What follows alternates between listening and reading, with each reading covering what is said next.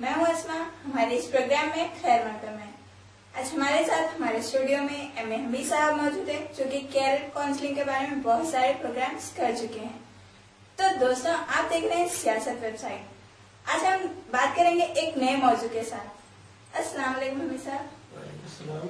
जी, आज हम किस टॉपिक पर बात करेंगे? आज हम बात करेंगे प्राइवेट सेक्टर में कॉर्पोरेट और मल्टीनेशनल कंपनियों के लिए जो बीपीओ और कॉल सेंटर्स है उसमें किस तरह जॉब मिलता है, इस बारे में ये हमारा आज का टॉपिक रहेगा। जी, प्राइवेट और मल्टीनेशनल कंपनीज में जॉब्स कैसे मिलते हैं?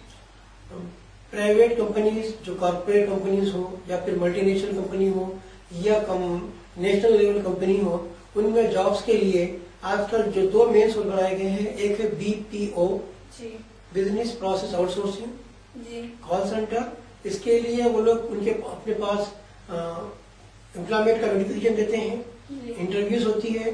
उसके अलावा इंटरनेट पर जो साइट्स हैं जॉब्स के, jobs.com या फिर आपका जॉब्स लिंक्स, naukri.com, इस तरीके से नेट के जरिए भी सीवी कनेक्ट किया जाता है।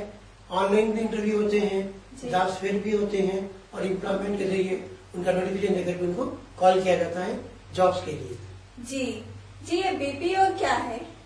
बीपीओ बिजनेस प्रोसेस आउटसोर्सिंग है। आज के जमाने में टेलीफोन कॉमन की तरह बहुत, मोबाइल कॉमन हो गया, फिर आपकी ईमेल आ गया, तो क्या कर रहे हैं, बिजनेस को आउटसोर्सिंग करने के लिए बीपीओ का इस्तेमाल किया जा रहा है।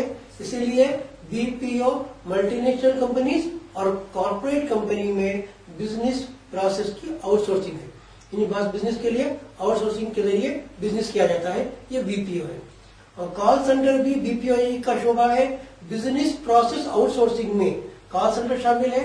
कॉल सेंटर के जरिए कॉल अटेंड करना, कस्टमर केयर के लिए या फिर बिजनेस को प्रमोट करने के लिए, बिजनेस को डेवलप करने के लिए और बिजनेस को आपका सर्विस देने के लिए, सर्विस सेंटर के लिए, ये तमाम चीजों में कॉल सेंटर आता है।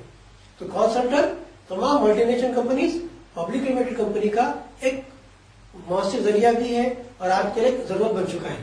जी, बीपीओ और कॉल सेंटर्स में इंग्लिश एक्सेंट क्यों देखा जाता है? इंग्लिश चूंकि इंटरनेशनल लैंग्वेज है और इंटरनेशनल लैंग्वेज होने के बावजूद ये हर कंट्री में उसका अपना जो एक्सेंट होता है, प्रोनाउंसिएशन होता है, अलग अलग है। इंडिया में तो हिंदी की लैंग्वेज की बात करेगा, न्यूट्रल लैंग्वेज बात करेगा। और इंग्लिश में जो दो बड़े कंट्रीज है, अमेरिकन कंट्रीज और ब्रिटिश कंट्री। ब्रिटिश के लोगों को आप अंग्रेज कहते हैं अंग्रेजी के लिहाज से, इंग्लिश पीपल, अमेरिकन लोगों को अमेरिकन। इस तरीके से अमेरिकन एक्सेंट अलग है, ब्रिटिश एक्सेंट अलग है। इस तरीके से कॉल सेंटर और बीपीओ में एक किसी भी उम्मीदवार का जो सिलेक्शन होगा तो उसके लिए इंग्लिश का एक्सेंट देखा जाता है। और ये जो एक्सेंट होता है वो ब्रिटिश एक्सेंट भी है, अमेरिकन एक्सेंट भी है और इंडियन भी है। इस तरीके से इंग्लिश का एक्सेंट समझने की वजह से क्या होगा, उसको जब उस वही एक्सेंट में बात करेगा तो वो कस्टमर से, दुनिया भर के कस्टमर्स को वो अटेंड कर पाएगा। जी, इसमें जॉब्स किस तरह मिलते हैं? इसमें जॉब्स के लिए राउंड द क्लॉक चूंकि सर्विस होती है कंपनीज के अंदर 24 आवर्स, 8 आवर्स के अलग जॉब्स।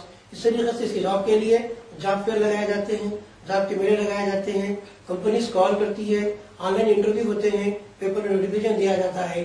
अपनी अपनी सलाहियत के लिहाज से जब वो कॉल सेंटर या बीपीओ ज्वाइन करना चाहेगा तो वो देखेगा कि उसकी अपनी कैपेसिटी है, उसकी अपनी लैंग्वेज कैसी है, वो कितनी जबानें जानता है, इंग्लिश को किस तरह से कंप्लीट किया है। इस तरीके से वो पूरी काबिलियत के बाद इन तमाम जरिए, चाहे वो जॉब फेयर का हो या ऑनलाइन फॉर्म सबमिशन करना हो या फिर अखबार के जरिए जॉब करना हो, इस तरीके से वो लोग बीपीओ या कॉल सेंटर ज्वाइन कर सकते हैं। जी, ये बीपीओ या कॉल सेंटर्स में क्वालिफिकेशन कितनी होनी चाहिए? आमतौर पर कोई प्रोफेशनल कोर्स नहीं कि हमको या ये कोर्स करना होगा या इसके नाम से कोई कोर्स होता है, बल्कि इसमें इंटरमीडिएट के तालिब इल्म भी हैं, इवन एसएससी भी होते हैं, ग्रेजुएट भी हैं, प्रोफेशनल ग्रेजुएट भी है। अकेडमिक क्वालिफिकेशन कोई क्राइटेरिया नहीं होता, बल्कि इसमें उसका अपना जो एक्सेंट है, उसके अपना जो पेशेंसी है, उसका अपना जो लहजा है, वो इम्पोर्टेंट होता है, वो देखा जाता है। बाज़ाफ़ा एक इंडिविजुअल बच्चा जिसकी लैंग्वेज अच्छी हो, वो एक्सेंट अपना इम्प्रूव कर ब्रिटिश इंग्लिश हो, अमेरिकन इंग्लिश हो या इंडियन लैंग्वेजेस हो, उस पर उबूर हासिल करके जॉब ज्वाइन कर सकता है। उसको ये नहीं देखा जाता कि उसकी काबिलियत क्या है या उसका क्वालिफिकेशन क्या है। बखलाफ उसके अगर कोई MBA हो या प्रोफेशनल ग्रेजुएट हो या इंजीनियर हो और उसका एक्सेंट सही ना हो तो उसको प्रीफरेंस नहीं दिया जाता, बल्कि जिसका एक्सेंट अच्छा हो उसी को तरजीह दी जाती है।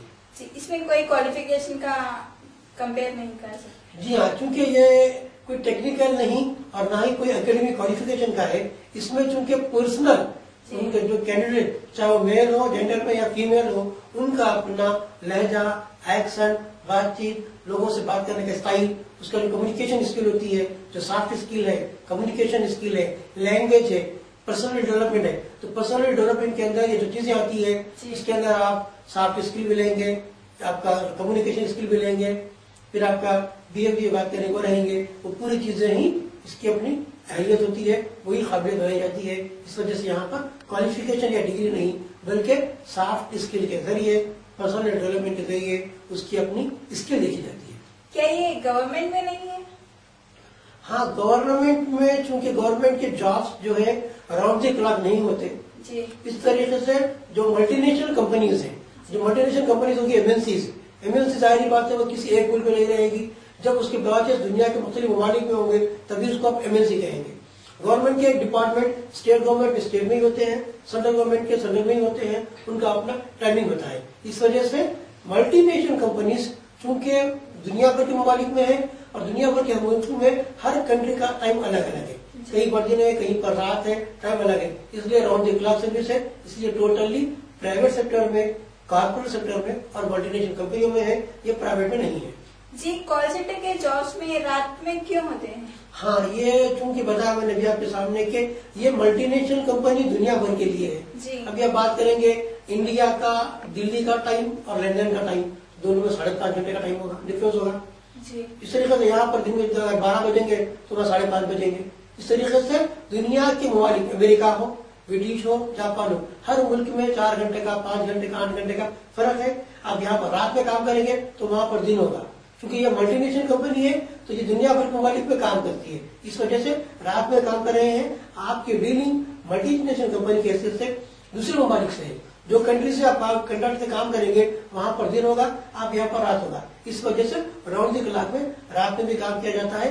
ये जो रात में काम करते हैं वो जो डेस्क में कंट्री होगी वो वहां के लिए उनका अपना वर्क होता है। इसमें सैलरीज का पैकेज क्या होता है?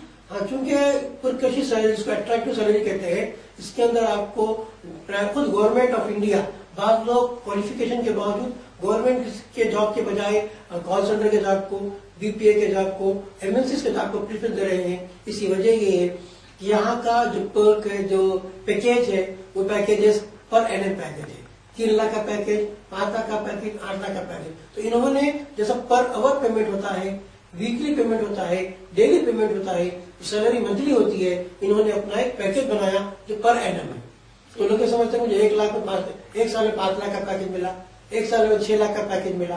तो इस तरीके से पैकेजेस एक अट्रैक्शन है और उसको उन्होंने मंथली पर आवर सैलरीज को पर एनम कर दिया। पर एनम की वजह से सैलरी का अट्रैक्शन भी दिखता है, सैलरी बहुत ज्यादा दिखती है, जो लाखों में चली जाती है। जी, इसमें लैंग्वेजेस कौन कौन से देखे जाते हैं? आमतौर पर 3 लैंग्वेज बड़े इंपॉर्टेंट होते हैं। एक लैंग्वेज जो इंटरनेशनल लैंग्वेज है, इंग्लिश।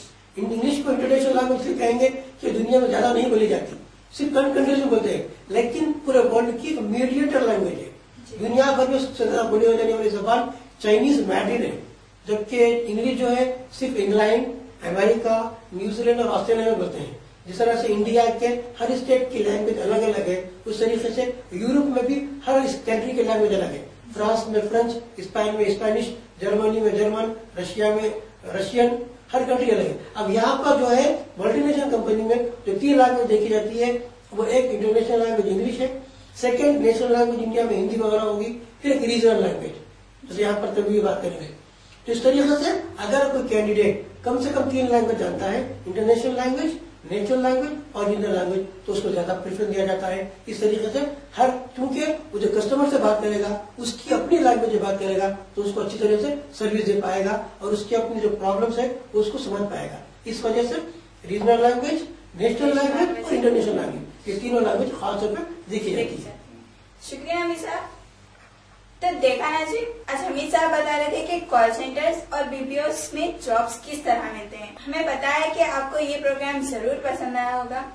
अब हमें दीजिए इजाजत, फिर मिलेंगे एक नए टॉपिक के साथ। तब तक के लिए अल्लाह हाफिज।